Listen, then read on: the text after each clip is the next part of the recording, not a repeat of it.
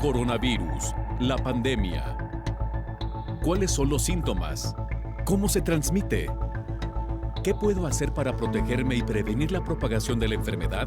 Nuevo padecimiento que ha encendido las alarmas de los sistemas de salud. Coronavirus, la pandemia. ¿Qué tal? ¿Cómo le va? Bienvenido a un programa más de Coronavirus, la pandemia. Le damos la más cordial bienvenida en este fin de semana, domingo, recordándole que también tenemos programa especial. Hacemos un recuento de lo que ha pasado a lo largo de los últimos días, por si usted no tuvo oportunidad de sintonizarnos. Para iniciar, vamos directamente al reporte que nos presenta nuestro compañero Roberto Castañares desde la sede de la Organización Mundial de la Salud. Hola, ¿qué tal? Buenos días, Belén. Buenos días a todo el auditorio de Canal 44. Todo indica que vamos a cerrar la semana, el domingo, por encima de los 74 millones de personas infectadas de COVID-19 desde el inicio de la pandemia. Siempre hablamos, hay que recordarlo, de casos comprobados con pruebas diagnósticas y contabilizados por la Organización Mundial de la Salud. De momento, este viernes ya sí estamos en los 73 millones. Y los fallecidos, también con las mismas confirmaciones médicas, son 1.650.000 personas en todo el mundo. Por países, Estados Unidos acaba de superar los 16 millones de casos y la India está próxima a llegar a los 10 millones. Siguen Brasil con 7 millones, Rusia y Francia, que se mueven ahora ambos en el entorno de los 2,5 millones de infecciones. Y las Navidades están ya aquí, con nosotros, en Europa y Norteamérica en pleno invierno, lo que dificulta más los encuentros familiares y sociales porque se hace complicado o en algunos países casi imposible tenerlos al aire libre. Teniendo esto en cuenta, la Organización Mundial de la Salud ha dado aviso de que lo más seguro desde un punto de vista sanitario es no visitar a otros familiares en las fiestas que están ya a punto de llegar y quedarse en casa, por mucho que eso llegue a dolernos a todos o a la mayoría. Y si por la razón que sea optamos por tener esos encuentros en lugares cerrados, la recomendación es que, por favor, no sean numerosos, que nos mantengamos con los cubrebocas puestos incluso estando en familia y tratemos de ventilar continuamente el espacio que compartamos. Es la forma de tratar de mantener a raya a este coronavirus. Reportó desde Europa Roberto Castañares para el programa Coronavirus, la pandemia. En las últimas semanas se ha presentado un fenómeno que ha sido consignado por los diferentes países a través de las estadísticas que dan seguimiento a esta pandemia por COVID-19 y nos referimos al incremento acelerado en el número de casos, el número de contagios por esta enfermedad. Sin embargo, se ha apreciado una disminución en el número de muertes por COVID-19. La pandemia COVID-19 ha inquietado a todos los sectores, en particular al sistema de salud mundial. Los sobresaltos que ha dado una de las enfermedades de mayor contagio ha marcado la vida de todas y todos. Enfermos, asintomáticos y no enfermos, hemos vivido una de las mayores crisis en salud, económico, educativo y en producción, que en los próximos 5 o 10 años se podría estar reflejando sus efectos. Aunque las estadísticas muestran la dimensión del nuevo coronavirus, la realidad se vive en cada familia. El virus ha tenido indicadores variantes que en cierta forma pueden analizar los expertos y emitir lo que hoy debemos asumir, un cuidado a la salud integral por el bien común.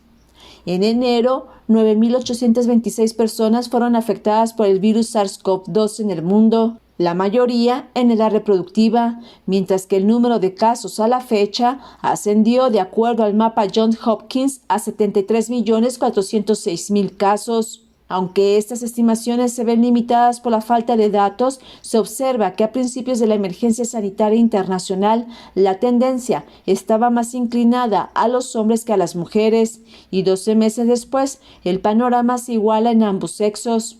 Los de mayor riesgo de enfermar de manera grave son los adultos mayores, seguido de los jóvenes adultos. De acuerdo con las regiones, la prevalencia de positividad y letalidad varía de manera considerable. El primer mes del año inició con una tasa de letalidad que era de 2%, Para el segundo mes subió a 3.42% y la proporción de casos graves era de 9.65%. Europa se posicionaba en los primeros lugares. A partir del segundo bimestre del año, la letalidad mundial pasó de 4.9% a 7%. Los países de Europa y América ocupaban los primeros lugares. Para mayo desciende un punto y en junio era de 4.9%.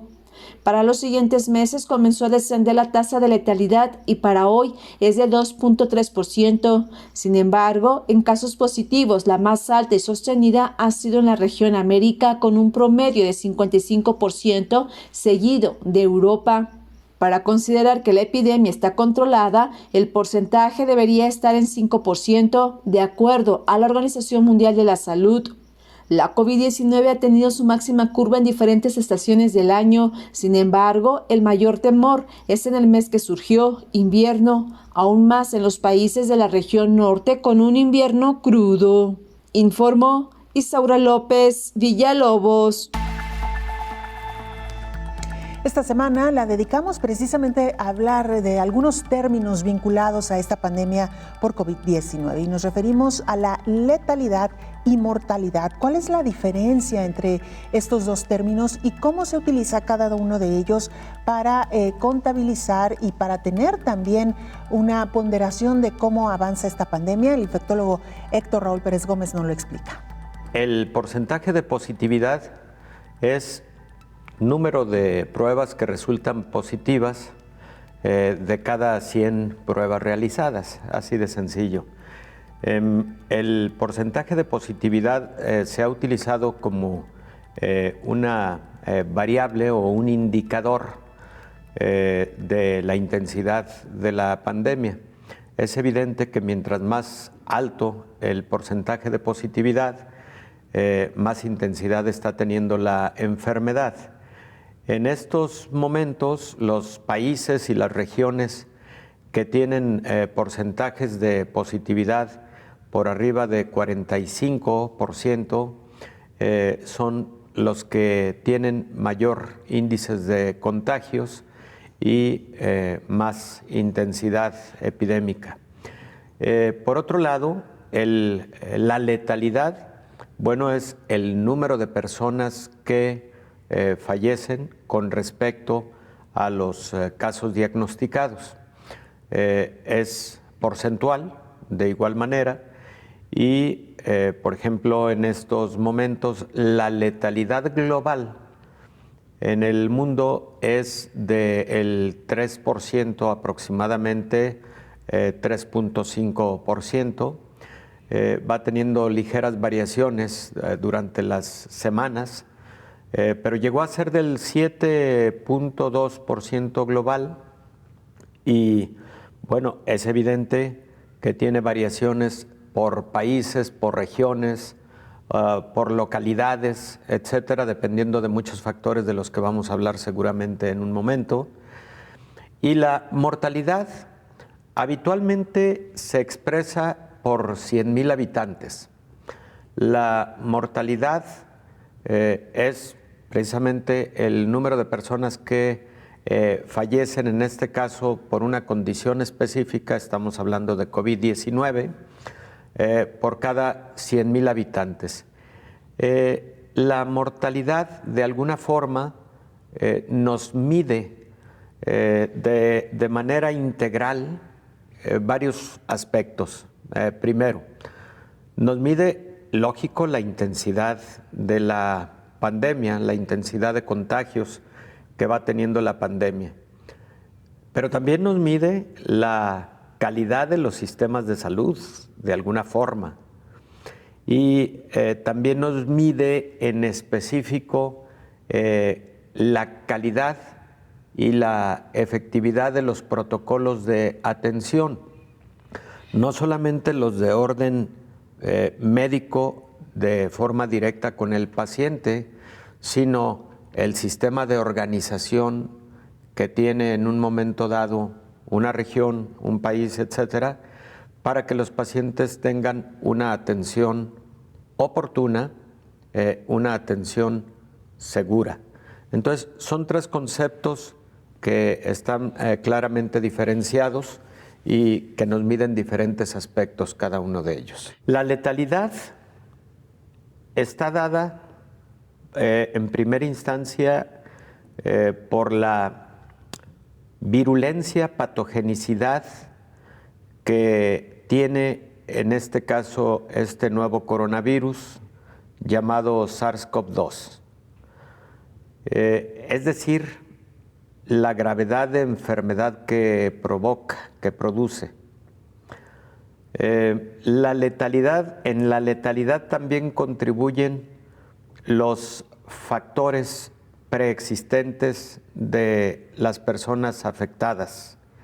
Lo hemos dicho, la edad avanzada y la presencia de otras patologías, comorbilidades, diabetes, hipertensión, enfermedad cardiovascular, etcétera. Entonces, en la letalidad participan esos dos factores y también participa, ¿por qué no?, el factor de calidad y seguridad integral de la atención específica de dicha patología.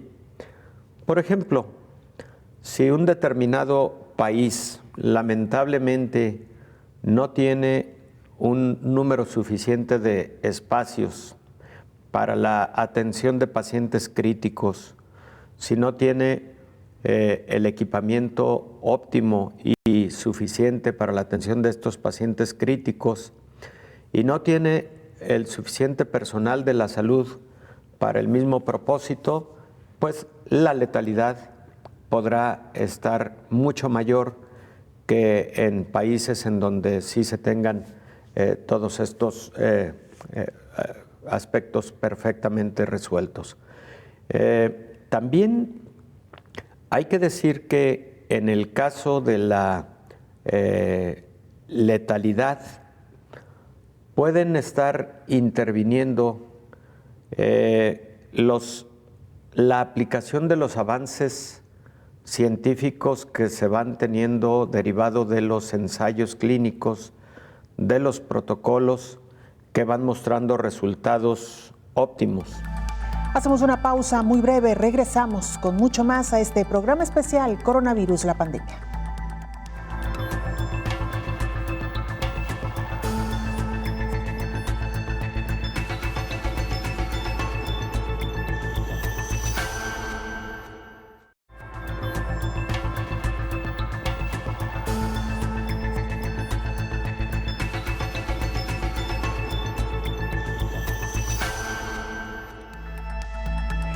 @Canal 44 TV, nuestra cuenta institucional en Twitter y Facebook.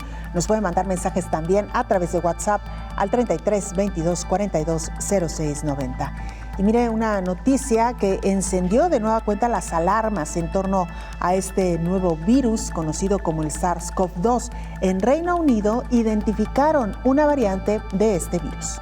Científicos británicos anunciaron que ya investigan para establecer si la rápida propagación en el sur de Inglaterra de una nueva variante del virus que causa la COVID-19 está relacionada con mutaciones clave que han detectado en la cepa. Las mutaciones incluyen cambios en la importante proteína en forma de espícula que el coronavirus SARS-CoV-2 usa para infectar a las células humanas, indicó un grupo de científicos que rastrea la genética del virus, pero no está claro aún si éstas lo están haciendo más infeccioso. El gobierno británico reconoció un aumento en las nuevas infecciones, que según dijo, puede estar relacionado en parte con la nueva variante, cuando pasó a la capital y muchas otras áreas al nivel más alto de restricciones por la COVID-19. Más de 1 millar de enfermos padece una nueva variante del coronavirus que causa la COVID-19 en el sureste de Inglaterra, según anunció el ministro de Sanidad británico, Matt Hancock, en el Parlamento. El brote fue identificado hace unos días, informó Rocío López Fonseca.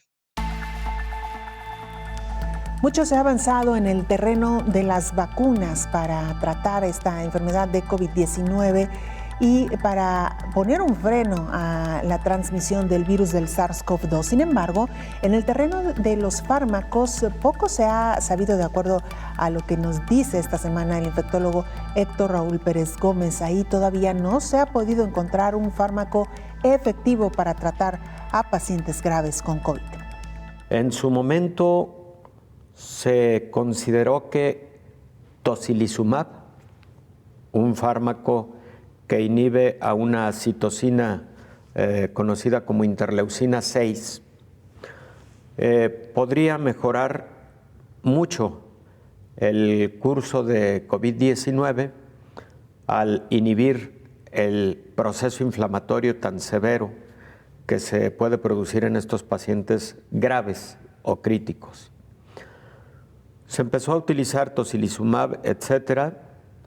En el último de los estudios sobre tocilizumab no se ve una diferencia significativa desde el punto de vista estadístico entre quienes recibieron y no recibieron el fármaco tocilizumab en cuanto a mortalidad, en cuanto a el riesgo de tener que recibir intubación, etcétera. Este fármaco es muy, muy caro. Queda, por lo tanto, no suficientemente recomendado por ninguna agencia internacional por estos resultados que lamentablemente no soportan un gran beneficio. Pero están surgiendo nuevos medicamentos que inhiben a estas citocinas proinflamatorias. Uno de ellos que inhibe a una citocina proinflamatoria que se conoce con el nombre de JAK y que resulta promisorio en los ensayos clínicos que tenemos en este momento. Aterrizo con este asunto. Si ese fármaco en cuestión, que es muy caro, que es este inhibidor de esta citoquina llamada JAK, lo tiene a disponibilidad un cierto país, pero además rápidamente se adoptan protocolos para utilizarlo en pacientes graves, eso puede modificar la letalidad. Como ha modificado la letalidad el uso oportuno de dexametasona y de corticosteroides. Pero entonces, ¿de qué está dependiendo en situaciones así la letalidad? Pues precisamente de que esos avances científicos y su adopción por parte de los sistemas de salud para incorporarlo a adecuados protocolos pueda modificar la calidad de la atención y entonces más pacientes puedan sobrevivir a la forma grave o letal de la enfermedad. Otro indicador muy importante, por supuesto muy relacionado con el porcentaje de positividad de las pruebas realizadas, es lo que conocemos como casos activos. Los casos activos en una comunidad, en una región, etcétera, son aquellos que han tenido el diagnóstico dentro de los 14 días previos. ¿Por qué motivos son importantes? Porque recordemos que el periodo de incubación de esta enfermedad en promedio es de 5.1 días, de acuerdo a una publicación ya muy citada, aparecida en los Annals of Internal Medicine. Pero el periodo de incubación tiene un rango que puede ir desde los 3 días hasta los 14 días. Entonces, por eso el número de casos activos se dice está dentro de los 14 días, los diagnosticados en los 14 días previos, porque son las personas que pueden transmitir la enfermedad en la comunidad. Entonces, si tú estás teniendo un incremento en el número de casos activos, invariablemente en los siguientes 14 días vas a tener un incremento en el número de casos. Es una situación completamente lógica. Y entonces esto, si no se corta esa cadena de transmisión, pues puede ir en un incremento progresivo y logarítmico, ¿no? Entonces también es un indicador fundamental, el número de casos activos. El número de casos activos está en incremento y por otro lado el número de casos diarios, que también es un indicador importante, está en incremento en los dos continentes, pero de manera acelerada. Es incomparable la letalidad que tiene ébola, que es del 50%, con respecto, por ejemplo, a este mismo nuevo coronavirus, SARS-CoV-2, que señalamos tiene una letalidad o la ha tenido a lo largo de la pandemia de forma promediada como del 4.5%. Las dos son muy altas, pero por supuesto 50% de ébola contra 4.5% de SARS-CoV-2 promediado a lo largo de los meses. Pero si lo comparamos con otros virus respiratorios, como por ejemplo el virus de la influenza estacional, que tiene una letalidad que está por debajo del 0.1%, bueno, pues evidentemente estamos hablando de virus con mucha diferencia en su patogenicidad y en su virulencia, ¿verdad? Claro. Hay virus más letales, por ejemplo, el virus de la rabia humana es el virus más letal. Muere el 98% de las personas que lo sufren, ¿no? Que sufren de rabia humana. Entonces, así en ese orden tenemos diferentes letalidades y tiene que ver con la virulencia y la patogenicidad del microorganismo en cuestión. Doctor, quizá nuestra audiencia se esté preguntando en este momento por qué, si un virus como el ébola es mucho más letal, no se creó esta condición o este cordón de seguridad en torno al mismo. Yo creo tener la respuesta, pero mejor que usted no la diga, doctor. Bueno, sí. Además de que es un virus muy letal, por ejemplo, el ébola también es un virus de alta transmisión. Y el virus del ébola, su mecanismo de transmisión es predominantemente a través de diversas secreciones corporales. En mucho menor proporción, pero mucho menor proporción, es la vía respiratoria, la ruta de transmisión de ébola. En cambio, en SARS-CoV-2, la ruta de transmisión es eminentemente respiratoria. De tal manera, y lo hemos comentado en diversos momentos, los virus de transmisión respiratoria son los que crecen pandémica o epidémicamente de forma mucho más rápida. Pero el otro punto es que los virus hemorrágicos, como el virus del ébola o el virus Marburg, que tienen una similitud impresionante desde un punto de vista de la historia natural y la gravedad de la enfermedad y la forma de transmisión. Con el reconocimiento de esta situación, se generan cercos sanitarios en África, que es en donde han sido los principales brotes de estos patógenos, de tal manera que por fortuna no han crecido esas epidemias locales en ciertos países de África a más de 2,000 personas afectadas durante cada uno de estos brotes que se han tenido en los últimos 20 años. Son cercos sanitarios en los que participan de forma inmediata autoridades locales, autoridades de la región correspondiente de la Organización Mundial de la Salud, de diversas organizaciones internacionales. Ahí inmediatamente participa la Organización Mundial de la Salud para contener y evitar a toda costa algún flujo migratorio que pueda representar riesgo para el resto del mundo, ¿no? Pero la gran diferencia es la forma de transmisión SARS-CoV-2 es eminentemente respiratoria.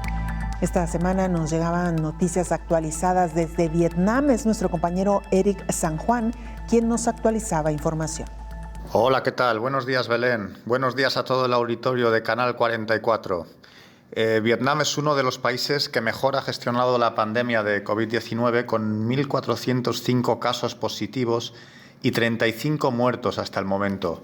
El éxito vietnamita se ha basado en la rápida actuación de las autoridades que fueron cerrando las fronteras con los países más afectados durante los primeros meses de la pandemia hasta cerrarlas por completo a finales de marzo.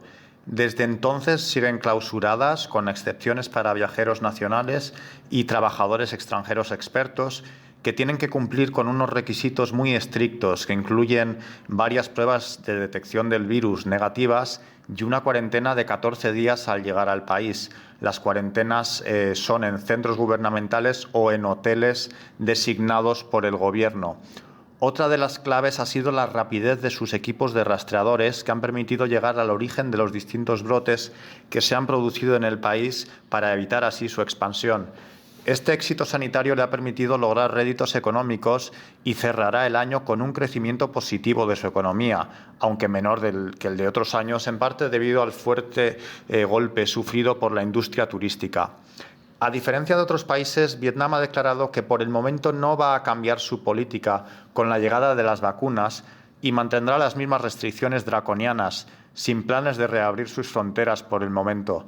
El país asiático está siendo algo hermético sobre el tema de las vacunas y por el momento solo ha anunciado la reserva de la vacuna rusa cuando esté disponible y el desarrollo de una propia que la semana pasada comenzó sus primeras pruebas en humanos. Aunque los resultados son por el momento prometedores, las autoridades no esperan tenerla disponible hasta finales del próximo año y todavía no han anunciado ningún plan de vacunación masiva de la población. Reportó desde Vietnam Eric San Juan para el programa Coronavirus, la pandemia. Hacemos una muy breve pausa, regresamos con más información.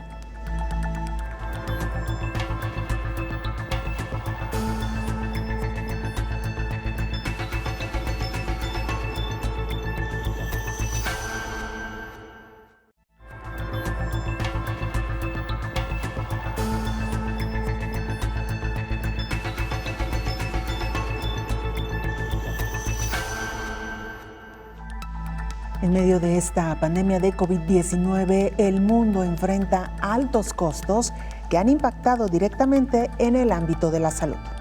En la pandemia de la COVID-19, los costos por mantenerse sanos se han elevado de manera exorbitante. El cuidar la salud durante 2020 para minimizar el impacto de la nueva enfermedad ha sido caro para la población mundial como para los gobiernos.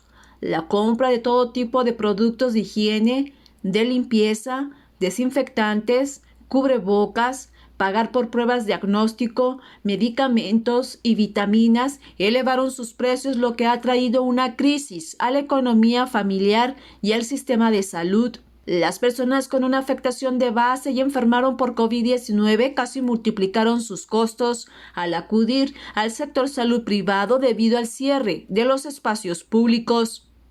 Mientras que los gobiernos se vieron en obligación de pedir préstamos ante la falta de recursos para garantizar, además de la salud, la compra de insumos médicos, camas hospitalarias e incluso en algunos países como Estados Unidos, China y de Europa se vieron en la necesidad de construir hospitales en días. El gasto en salud aumentó de manera considerable, aunque es un dato que los gobiernos mundiales no han dado de manera específica. Se podría señalar que, de acuerdo con varios estudios, que los cambios presupuestarios y las compras urgentes no han sido informados con transparencia. En esta emergencia sanitaria y social se han generado más costos directos e indirectos que sería conveniente evaluar por la posible extensión que tendrá el virus en los próximos años. De acuerdo con un informe del Banco Mundial, en el segundo semestre del año, América Latina tiene una afectación económica que impide fortalecer el sistema de salud, además de sumar los daños causados por meses de confinamiento para evitar la propagación del virus. Se prevé que el Producto Interno Bruto en la región de América Latina y el Caribe merme un 7.9% en este 2020. Se espera un incremento de 4% para el 2021. Sin embargo, aún el panorama es incierto y en esta ocasión depende de la evaluación del virus para el año en donde se espera que la vacuna COVID-19 muestre su efectividad. La COVID-19 ha causado un daño económico importante en las familias debido que al tener un enfermo deben pagar por una atención médica, oxígeno, fármacos, estudios de diagnóstico, además de los costos tiempo laboral, entre otros gastos. A unos días del primer año de la COVID-19, el mundo se muestra incierto y temeroso ante una pandemia que no solo afecta la salud, sino que agrava la economía de sus habitantes. Informó Isaura López Villalobos. Al respecto, el infectólogo Héctor Raúl Pérez Gómez expone que el incremento económico en la pandemia por COVID-19 ha sido exorbitante. Por principio de cuentas, se ha hablado de una contracción global de la economía no menor al 7% en todo el mundo. Segundo, se ha hablado claramente, y no tengo la menor duda, de que el mundo entero está en una recesión económica que, si bien parece haber venido de antecedentes previos a la pandemia dio finalmente la puntilla para llegar hasta ese nivel de recesión económica. El otro aspecto que se ha estimado por parte de algunas agencias internacionales, pero en particular por el Banco Mundial, es que existe la posibilidad de una recuperación del 3.5% de la economía para el año 2021, pero en el documento que ellos publican más o menos en el mes de octubre al respecto del análisis del impacto económico de la pandemia, ellos señalan que de tener un control epidemiológico en el resto del año, es decir, los meses de octubre, noviembre y diciembre, se podría avisorar una recuperación del 3.5% de la economía en el 2021. Eso no ocurrió. Octubre, noviembre y diciembre, al contrario, han sido meses impactantes, con incremento en el número de contagios en todo el mundo, con cada vez más fatalidades, con saturación de hospitales, saturación de los sistemas de salud en Europa, en los Estados Unidos, no se diga en América Latina. Creo que el continente asiático es el que tiene mejor controladas las cosas en el último trimestre del 2020. Y bueno, algunos países como Nueva Zelanda, que han sido países ejemplo en la gestión de la pandemia. Entonces, ese pronóstico de posible recuperación del 3.5% de la economía para el siguiente año respecto de la contracción del 7% del 2020, pues indudablemente no va a ocurrir. No va a ocurrir y posiblemente no vaya a tener nada de recuperación la economía. ¿Por qué motivo también creo que existen posibilidades de que el impacto económico continúe? Bueno, para empezar, ya lo hemos platicado, se va a vacunar solo el 25% de la población mundial durante el 2021. Número dos, el número de casos es posible que siga en incremento en diferentes partes del mundo, sobre todo en países de bajos ingresos. Número tres, bueno, los costos precisamente para la producción y adquisición, distribución de las vacunas va a ser importante. Y también siguen los ensayos clínicos para el desarrollo de nuevos fármacos.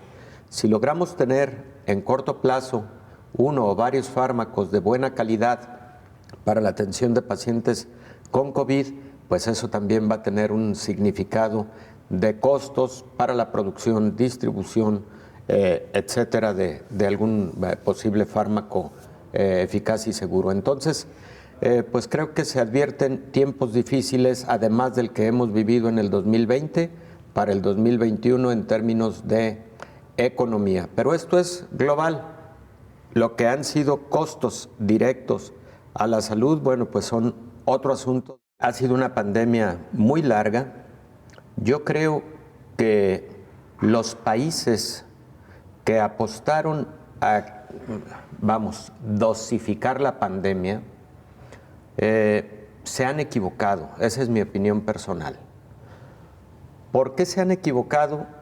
Porque precisamente en estos momentos el fenómeno es que la sociedad posiblemente está contribuyendo, participando, colaborando menos para el control de la pandemia por el cansancio, por el desgano, porque a lo largo de muchos meses posiblemente se han sacrificado aspectos no solamente relacionados con la convivencia social, esa parte es muy importante para el ser humano, sino se han sacrificado aspectos de la propia economía y particularmente en las personas que los recursos económicos para la casa provienen de la economía formal o de los negocios informales, por un lado. Y por otro lado, el confinamiento es una situación que cansa mentalmente, que genera ansiedad, desilusión, desgano, que genera frecuentemente depresión, que genera impacto psicológico en diversas modalidades, trastornos del sueño, etcétera. Por ende, la gente se ha cansado y ya a lo largo de esta pandemia se ha visto una reducción en la disciplina para la prevención de la enfermedad. Entonces, eso por un lado. Y por otro lado, insisto, creo que los países que decidieron dosificar la pandemia para que el objetivo más importante fuera no saturar los sistemas de salud y poder atender a los pacientes graves o críticos, ¿no? Son los países que han tenido más impacto también a su economía. Aunque la economía sea, digamos, la parte secundaria ante una pandemia que ha afectado y que ha cobrado tantas vidas, ¿no? O sea, en la parte sanitaria, que es la parte más importante en un fenómeno de esta naturaleza.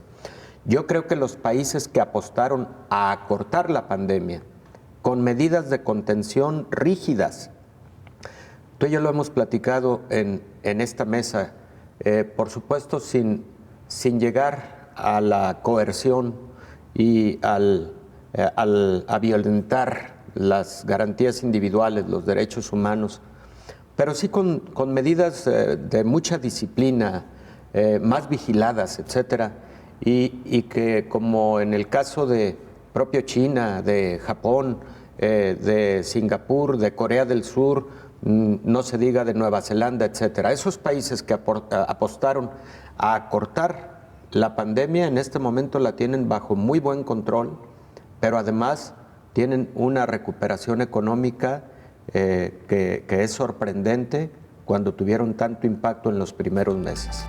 Vamos ahora con nuestro compañero Marcelo Huanca. Él es periodista del Deber Radio en Bolivia y nos presenta el siguiente informe. Saludos cordiales desde Santa Cruz de la Sierra, Bolivia. El coronavirus vuelve a atacar con mayor fuerza en Bolivia. Santa Cruz es el departamento más golpeado hasta el momento. Por día se reporta entre 150 y 200 casos, pero va en escalada. Las autoridades ya han manifestado que se trata de la segunda oleada y que si no se mejoran los niveles de bioseguridad, en enero podríamos tener una verdadera eclosión. Pese a las medidas que se han adoptado, como por ejemplo la circulación vehicular en horas determinadas, el uso de medidas de bioseguridad en centros de atención con un aforo menor al 50% y otras medidas no han sido suficientes. La gente en las calles, los mercados, en los transportes no cumple el uso de los barbijos o la mascarilla. Ello ha contribuido, según dicen las autoridades de salud, a que rebrote esta pandemia que generó ya en el país más de 9.000 fallecidos. Actualmente, el gobierno de Luis Arce Catacora está trabajando en un plan estratégico que será presentado la próxima semana. En tanto, en Santa Cruz ya se adoptaron medidas, por ejemplo, el control en las unidades de transporte a quienes no llevan el barbijo, los bajan de las unidades de transporte, lo que generó problemas entre las autoridades y los usuarios del transporte. La crisis económica que dejó el coronavirus hace que la gente siga saliendo a los mercados y a los centros a desarrollar su actividad económica. En tanto, el gobierno, reitero, está apurando la adquisición de la vacuna, que en criterio de las autoridades nacionales sería la única solución. Bolivia se ha adscrito al programa COVAX que impulsa la Organización Panamericana de la Salud, por lo que recién en el primer trimestre del 2021 recibirá las primeras dosis para aplicar a los sectores de mayor riesgo, como son los médicos, personas de la tercera edad y de otros. Así lo han explicado en las últimas horas las autoridades. Así está el panorama en este momento en Bolivia. Saludos cordiales desde el corazón de Sudamérica, Bolivia. Vamos a una pausa, regresamos con más.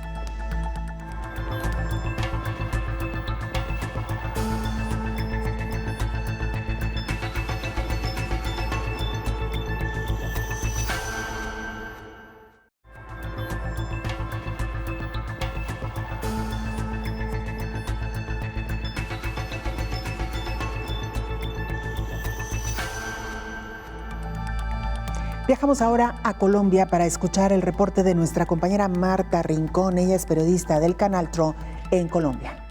Hola, ¿qué tal? Un saludo muy especial desde la ciudad de Bucaramanga. Me complace saludarlos a esta hora para presentarles un balance sobre la situación actual del COVID-19 en mi país. El último reporte por parte del Ministerio de Salud pues confirmó las siguientes cifras: 12.196 nuevos casos, 7.653 recuperados y 227 fallecidos. La cifra en el país asciende a más de 1.468.000 casos, de los cuales más de 80.000 casos en este momento son activos. Esta semana la situación se disparó sin duda en el departamento de Norte de Santander y su capital, la ciudad de Cúcuta, donde la ciudadanía no ha acatado las normas preventivas. Por supuesto, los médicos de esa región ya ven con preocupación el aumento de contagios críticos que tiene la ocupación de las UCI, que está por encima del 90%, y en algunas regiones como Pamplona, hace pocos días se declaró la alerta roja porque llegaron al 100% de ocupación. La petición que han hecho las autoridades de la salud es que se vuelva a hacer una cuarentena general en esa región del país. Así quedó entonces especificado en el comunicado que entregaron, de hecho, los médicos, gremios, representantes e instituciones prestadoras de salud en el departamento, donde dan a conocer las razones por las que le piden al gobierno que realice una cuarentena general en el departamento. Asimismo, aseguran que para los siguientes días en Norte de Santander pues no vamos a tener insumos hospitalarios ni medicamentos necesarios para atender a los enfermos, los cuales ya escasean en nuestras instituciones, al igual que en el mundo entero. Además, pues se refirieron a la situación que también viven los médicos que han tenido que cumplir largas incapacidades y otros que desafortunadamente han fallecido a causa del COVID-19. Otra de las problemáticas que se registraron durante la semana pues fue la llegada masiva de migrantes venezolanos por las trochas de las zonas limítrofes, lo que ha generado más aglomeraciones en la ciudad y el disparo de contagios, ya que muchos ni siquiera cuentan con los elementos básicos de bioseguridad. Por esta razón, los colombianos exigen más control al flujo migratorio en la frontera, el cual ha generado pues contagios y costos con cargo a los reducidos gastos hospitalarios con los que cuenta Norte de Santander, que es uno de los departamentos más importantes de Colombia que en este momento se encuentra en alerta roja. Por ahora, estas son algunas de las noticias más importantes que les entregamos a esta hora desde Colombia. Con ustedes, Marta Rincón, periodista del Canal TRO. Nos vemos en una próxima oportunidad. Chao. Esta semana dedicamos también uno de nuestros programas a hablar de dos fenómenos que han asolado a la humanidad en los últimos tiempos. Nos referimos a la desnutrición, la hambruna que ha sacudido a varios países, pero también a la malnutrición en aquellos países donde la alimentación pareciera no ser un problema. Quizá al contrario, hay exceso de alimentos. Sin embargo, estos no siempre son sanos y la forma en que se nutren los habitantes de esos países tampoco es necesariamente la más sana. ¿Cómo han impactado estos dos fenómenos en medio de esta pandemia de COVID-19? El infectólogo Héctor Raúl Pérez Gómez nos lo explicó. La nutrición y particularmente la malnutrición están íntimamente relacionadas con la evolución que puede tener un paciente con alguna enfermedad infecciosa. Estamos envueltos en una pandemia de COVID-19, pero históricamente las personas con desnutrición siempre han sido presas de mayores índices de enfermedad infecciosa y además de mayor gravedad y peor evolución de una enfermedad infecciosa en general. Pero hace algunas décadas se ha preferido hablar del concepto malnutrición, que engloba desde la desnutrición hasta esa forma de nutrición que puede llevar a obesidad, a diabetes, a hipertensión, al síndrome metabólico, etcétera, y que sabemos perfectamente bien constituyen factores de riesgo, de igual forma para enfermedades infecciosas y un mal curso y evolución de estas enfermedades infecciosas. En estos momentos, los pacientes con obesidad, hipertensión, con síndrome metabólico han sido particularmente impactados por esta pandemia y son el grupo de pacientes que tienen más mal pronóstico ante COVID-19.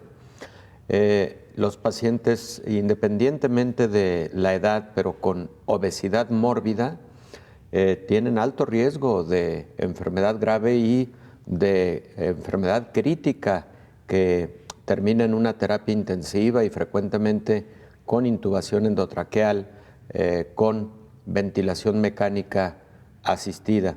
Entonces, desde la desnutrición, pero también la obesidad, el otro extremo, la obesidad, con todas las consecuencias que ésta tiene, constituyen factores de riesgo en enfermedades infecciosas o para enfermedades infecciosas y su mala evolución. Existen estimaciones de que a nivel mundial entre el 35 y el 45% de la población tiene desnutrición proteica. Aquí hay que decir que en particular cuando se habla de desnutrición proteica nos referimos a aquellos escenarios en donde aparentemente las personas comen, pero ¿qué comen? El contenido de proteínas en la dieta es fundamental. El aporte calórico más importante que tiene un organismo son los carbohidratos. La grasa, sí, pero la mayor parte de constituyentes corporales de calidad provienen de las proteínas o deben provenir de las proteínas y además el funcionamiento de muchos sistemas fisiológicos también dependen mucho de las proteínas. Entonces, casi siempre que se habla de calidad nutricia, se enfoca mucho la atención a la cantidad de proteínas y la calidad de proteínas que una persona ingiere en lo cotidiano. Hay personas en el mundo que predominantemente comen carbohidratos, grasa y una cantidad ínfima de proteínas, y eso definitivamente es malnutrición. Ahí sobrevienen trastornos, a propósito de lo que nos ocupa con COVID-19, inmunológicos, trastornos inmunológicos significativos. Son pacientes, personas que no tienen un buen desempeño en lo que conocemos como la inmunidad innata, y ahorita comento qué significa esto, y no tienen tampoco un buen desempeño en lo que corresponde a la inmunidad adquirida o especializada. Y en este sentido, la inmunidad innata es la que tenemos para defendernos de forma inmediata de cualquier patógeno, de cualquier agresor, ya sea un microorganismo o alguna partícula, aunque no sea un microorganismo vivo, que pueda afectar al ser humano. Y la inmunidad especializada es aquella en la que a partir de el contacto con un microorganismo, por ejemplo, y específicamente sus componentes antigénicos, se desarrolla para dejar una memoria inmunológica, tanto con anticuerpos como con células del sistema inmune, como es el caso de los macrófagos y sobre todo los linfocitos T y los linfocitos B, que se encargan los primeros de ellos de la inmunidad celular y los segundos de producir anticuerpos. Entonces, Belén, en todos estos procesos de la inmunidad, los sustratos que provienen de nuestra alimentación tienen actividad fundamental. Unos de ellos son las mismas proteínas, pero también hay microsustratos como el caso de vitamina C, como el caso de vitamina D o como el caso de zinc, de lo que hemos hablado frecuentemente en esta mesa a propósito del COVID, que no es exclusivo para COVID, pero que son microsustratos o micronutrientes, sustratos importantes para la actividad y el desempeño de este sistema inmune. Antes de despedirnos, vamos a Taiwán para escuchar lo que esta semana nos reportó nuestro compañero Jesús Centeno, corresponsal de la agencia EFE. Hola, ¿qué tal? Buenos días, Belén. Buenos días a todo el auditorio de Canal 44. En la isla de Taiwán continúan los preparativos para administrar la vacuna contra la COVID entre la población. El ministro de Sanidad, Chen Shih-chung, ha asegurado que los taiwaneses recibirán la vacuna en 2021.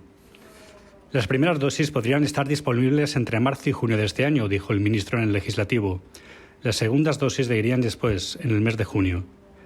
Anteriormente, las autoridades anunciaron la adquisición de 15 millones de dosis. 10 millones de dosis vendrían de un proveedor internacional, aunque no se detalló cuál, y los 5 restantes a través del programa COVAX.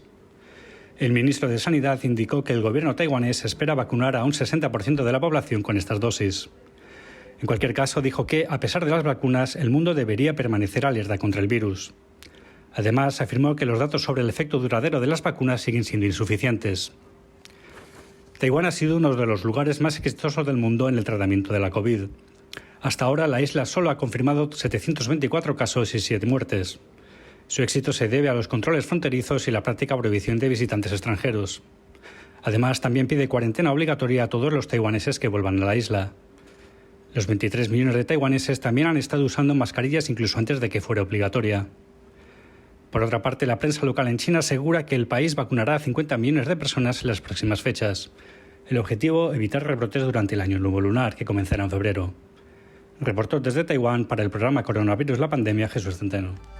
De esta manera llegamos al final de este programa especial Coronavirus la Pandemia. Gracias por habernos acompañado. Le invitamos para que nos sintonice en la siguiente emisión. Hasta entonces.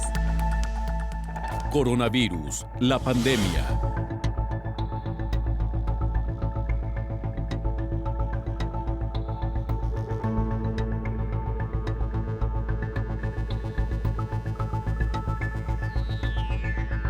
Coronavirus, la pandemia.